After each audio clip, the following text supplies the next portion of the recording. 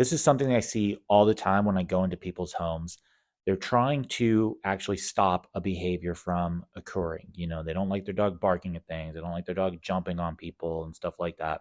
And they tell their dog no, all of that, in an attempt to share something negative, right? We know that no means stop doing that.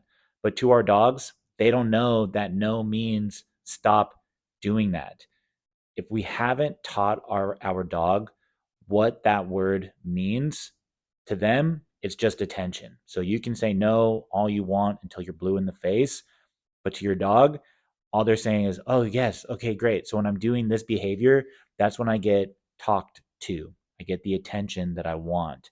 This is where we have to understand that touching, talking, and eye contact are all invitations to interaction with our dog. And these are inherently reinforcing to our dogs. So when our dog is jumping on us and we say no and touch them and push them down, we're actually saying yes to that behavior because we have not taken the time to teach them what no actually means. And so, yes, you do need to teach your dog what no means because they do not inherently understand what these words represent. Just like they don't understand what good means, they don't understand what their name means, they don't understand any of these things.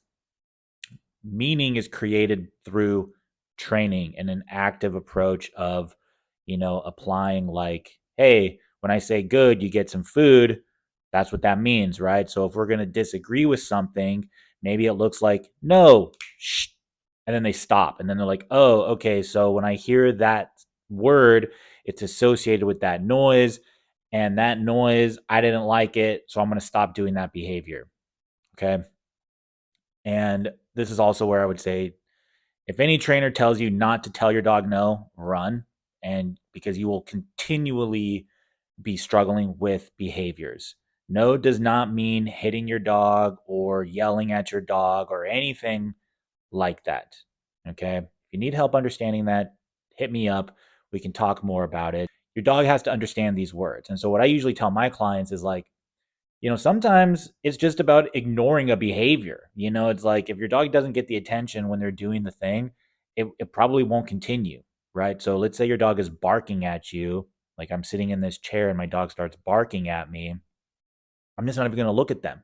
I'm not going to talk to them. I'm not going to obviously touch them, but I'm just going to be like, oh, I'm just going to continue this conversation. Then my dog will probably start smelling the ground or something like that. And then that's when I touch them, or that's when I grab their attention and start talking to them or give them eye contact or something. Okay.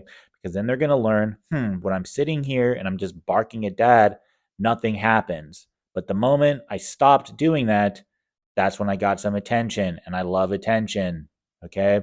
So there are times when ignoring the behavior and actually just like waiting to use those three things can actually be very beneficial to you, and teaching your dog like what is acceptable and not acceptable without even having to actually teach your dog what no means.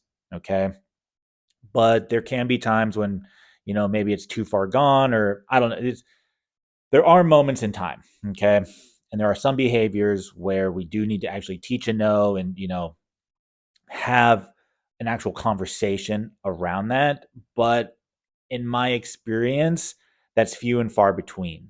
Okay. Oftentimes it's just like recognizing, like, am I inadvertently reinforcing this thing just by giving attention to it?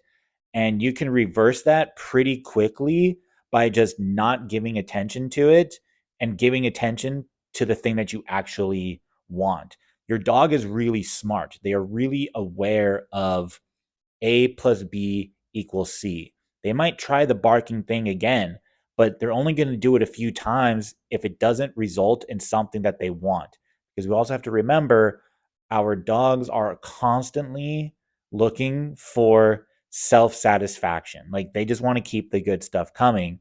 And so they're navigating like, okay, how do I keep the good stuff coming? What behaviors get me the things that I want?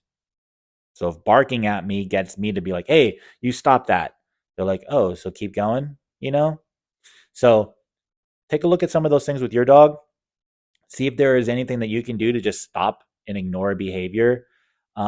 Sometimes, like I said, it can be a little bit more nuanced. Maybe you have to put a leash on your dog.